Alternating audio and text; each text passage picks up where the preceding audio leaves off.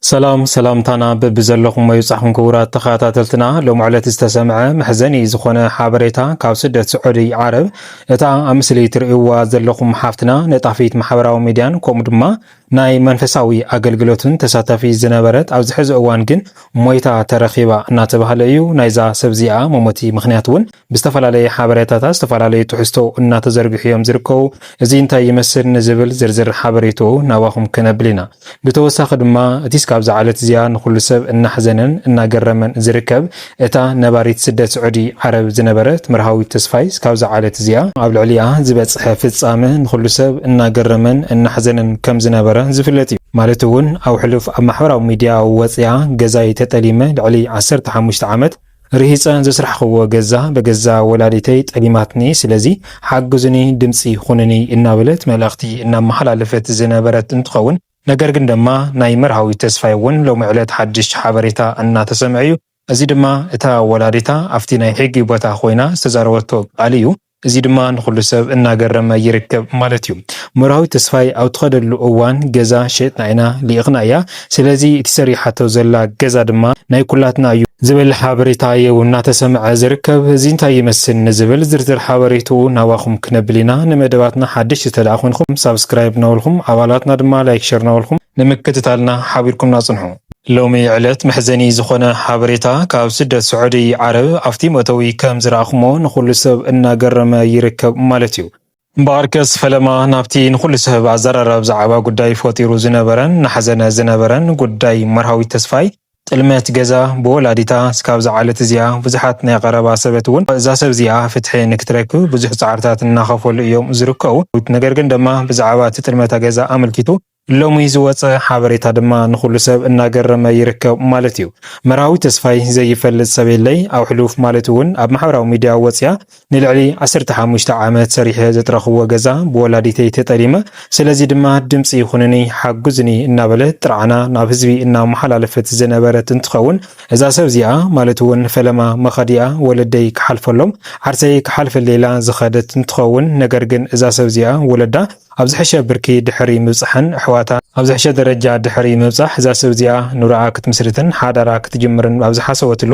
ገዛ ክትገዝያ ነታ ወላዲታ ኣማኺራታ እምበኣር ከስ ነታ ወላዲታ እዚ ሓሳብ እዚ ኣብ ዘካፈለትላ እዋን ማለት እውን ገዛ ክገዝእ ደልየ እዚ ገዛ እዚ ድማ ብሹምኪ ግበረለይ ዝብል ሓሳብ ኣብ ዝሃወትሉ እታ ወላዲታ ድማ እዚ ሓሳብ እዚ ብደስታ ተቐቢላ ልዕሊ 2 ሚልዮን ቅርሺ ወፃኢ ብምጋር ኣስሪሓቶም ኣብ ጽቡቕ ደረጃ ከም ዘብፅሕዎን ዝፍለጥ እዩ እምበኣር ከስ መርሃዊ ተስፋይ ድሕሪ ኩነታት ማለት እውን ሓዳረይን ኑረይን ክጅምር ኢላ ናብ ትግራይ ኣብ ዝኸደትሉ ኣብ ትግራይ ድማ ናተይ እትብሎ ሰብ በዓል ሓዳር ረኺባ ኣብ እዋን እዚ ድማ ገዛ ሒዛ ክትኣተው ስለ ዝነበራ ነታ ወላዲታ እቲ ምስኣ ዝነበረ ገዛ ብሹማ ንክተዝራላ እያ ፍቓድ ሓቲታታ እታ ወላዲት ግን ብዘደንገፅ መልክዑ እሞ ድማ ካብ ሓንቲ ወላዲት ዘይፅበይ ተግባርን ፍጻምን እዚ ገዛ እዚ ናትኺ ከም ዘይኮነ ኢላ እያ ኣብቲ ግዜ ንሱ ጠሊማታ መርሃዊት ተስፋይ ድማ ኣብቲ ግዜ ንሱ ኣይተረጋግዐትን ብዙሕ ጭንቀት እውን ፈጢርላ ዝነበረ እንትኸውን ነገር ግን ኣብቲ ግዜ ንሱ ማለት እውን በቲ ዝሓተታ መሰረት እቲ ገዛ ናጋን ሎሚ ከስግረልክ እየ እናበለት መዓልታትን ኣዋርሓትን ወሲዱ መርሃዊት ድማ ከም ዝፍለጥ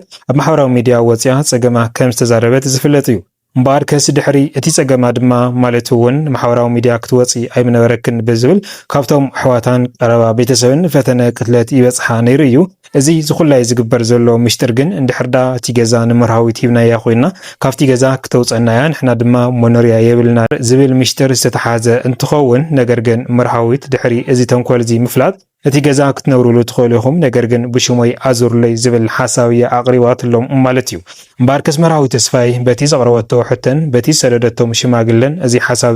እዚ ነገር እዚ ክኾነላ ኣይከኣለን እቲ ገዛ እውን ክምለሰላ ኣይከኣለን እናነብዐት ከም ዝነበረት ድማ ዝፍለጥ እዩ እምበኣር ከስ ነገር ናብ ሕጊ ኣምሪሑ ነታ ወላዲታ በቶም ናይ ሕጊ ኣካላት ኣትሒዛታ ከም ዝነበረት ዝፍለጥ እዩ እቶም ናይ ሕጊ ኣካላት ድማ ነዚ መፍትሒ ንክትበሉ ነታ ወላዲታ ኣሲሮማ ከም ዝፀንሑ እናተሓበረ ነይሩ ማለት እዩ እምበኣር ከስ እታ ወላዲታ ድሕሪ እቲ እስር ቤት እቲ ገዛ ናይ መርሃዊት ምዃኑ ድሕሪ ምእማን ነገር ግን እቲ ገዛ ሕሊፋ ክትባ ከም ዘይትኽእል እያ ኣብቲ ግዜ ንሱ እውን መልእኽቲ ዘመሓላለፈት ነገር ግን ድማ በቲ ስብኣያ ወይ ድማ ንመርሃዊት ስብኣይ ኣድያ ዝኸውን ዘሎ እቲ ገዛ ፍጹም መርሃዊት ከም ዘይብላ እውን እሱ እውን ተናጊሩ ማለት እዩ እምበኣር ከስ ብዛዕባ መርሃዊት ተስፋይ ብወላዲታን በቲ ስብኣይ ኣድያን ዝተለመቶ ጥልመት ንኹሉ ሰብ ኣገሪሙ ኣሕዚንውን ዝነበረ እንትኸውን ነገር ግን እቲ ገዛ በዓልና ኣስሪሕናዮ ድሕሪ ምባል እቲ ገዛ ብምንታይ ከም ዝተሰርሐ ድማ በቶም ናይ ሕጊ ኣካላት ተጻሪው እቲ ሰብኣይ ኣዲኣውን ናይ ደደቤት ዋርድያ ዳ እምበር ነቲ ገዛ ከስርሕ ዝኽእል ዓቕሚ ከም ዘይብሉ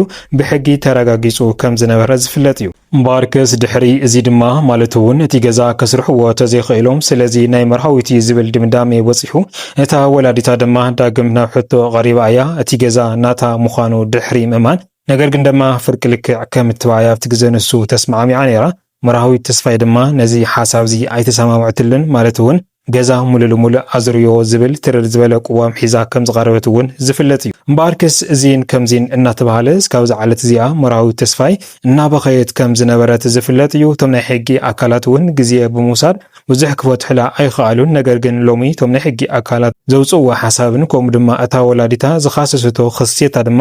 ንኹሉ ሰብ ዘገርም መልክዑ ወፂኡ ይርከብ ማለት እዩ። እምበኣርከስ እታ ወላዲት ቅድሚ ሓደ መዓልቲ ኣብቶም ናይ ሕጊ ኣካላት ኣትዋ እቲ ገዛ ንመርሃዊት ኣሕሊፋ ከም ትባ ነገር ግን መርሃዊት ኣብዚ ሕዚ እዋን ጥዒቲ ከም ዘይኮነ ተዛሪባ ዝነበረት እንትኸውን ነገር ግን ብዝተፈላለዩ ሰባት ድማ መርሃዊት ጥዒቲ ምዃና ስለዚ ገዛ ክተውህያ ኣለኪ ድሕሪ ምባል ሎሚ ሒዛቶ ዝወፀ ክሴታ ግን እቲ ገዛ ማለት እውን ቅድሚ ሕዚ መርሃዊት ናብ ስደት ስዑዲ ዓረብ ኣብ ትኸደሉ ናይ በዓልና ገዛ ኢና ሸይጥና ሂብናያ ስለዚ ድማ እዚ ጌርና እናሃሌና ከመይላ ገዛይ ክትብለና ትኽእል ንሕና ገዛ ዝኣክል ሸይጥና ኢና ንመርሃዊት ተስፋይ ናብ ስደት ስዑዲ ዓረብ ኣስጊርናያ ስለዚ እቲ ገዛ እዚ ድማ ልቕሕና እዩ ዝብል ሓበሬታ ሒዞም እዮም መፅኦም ዘለው። ኣብዚ እዋን እዚ ድማ መርሃዊት ተስፋይ ዳግም እናነብዐት ትርከብ ማለት እዩ። በቶም ቀረባ ኣዝማዳትን ሰባትን ብዝተጠየቐትሉ መሰረት ድማ መርሃዊት ተስፋይ ኣብ ትኸደሉ እዋን ምንም ዓይነት ገዛ ከም ዘይተሸወጠ ኮታስ ብናባዕላ ጻዕሪ ኣብ ስደት ስዑዲ ዓረብ ከም ዝበፅሐት እያ ትዛረብ ዘላ። ነገር ግን ሎሚ እታ ወላዲታ ብዝሃወቶ ሓበሬታ እንተኮይኑ ምስቶም ደቃን ምስቶም ካልኦት ኣዝማዳትን ኮይና መርሃዊት ተስፋይ ኣብ ትኸደሉ እዋን ገዛ ሸይጥና ኢና ሰዲድናያ ስለዚ ድማ እዚ ገዛ እዚ ናትና ልቕሓያ ትምልስላ ዝብል ፀብፃብ ሓበሬታ እዮም ሒዞም መፅኦም ዘለው ማለት እዩ። መርሃዊት ተስፋይ ድማ ዳግም እዚ እውን ብሕጊ ንክተጻርዮ ቆፀሮ ሒዛ ትርከብ ማለት እዩ። ኣብ ልዕሊ መርሃዊት ተስፋይ ዝበፅሐ ችግር ግን ንኹሉ ሰብ እናገረመን እናሕዘነን ድሕሪ ምጽናሕ ሎሚ እውን ተኾነ ሓድሽ ሓበሬታ ተረኺቡ። እዚ ሓድሽ ሓበሬታ ድማ መርሃዊት ተስፋይ ንስደት ስዑዲ ዓረብ ኣብ ትኸደሉ ገዛ ሸይጥና ኢና ሂብናዮ ኣብ ዝብል ሓሳብ እዮም ሎሚ በፂሖም ዘለው ማለት እዩ ክቡራት ሰማዕትና። ስለዚ ፍትሒ ንመርሃዊት ተስፋይ ብዝብል ዝተፈላለየ ማሕበራዊ ሚድያ እውን እስካብ ዝዓለት እዚኣ እናተቃለሰ እዩ ዝርከብ። እዛ ሰብ እዚኣ ገዛ ንክትረክብ ድማ ናይ ኩላትና ሓላፍነት እዩ። እዚ ቪድዮ እዚ ድማ ሸር እናበልና ኩሉ ንኽመሃረሉ ብፍላይ ድማ እተን ኣብ ስደት ስዑዲ ዓረብ ዝርከባ ደቂ ኣንስትዮ ብበዝሒ ድማ ገዛ ንወለዶምን ንኻልኦት ኣሕዋቶምን ግዝኡና እናበላ ቅርሺ እናለኣኻ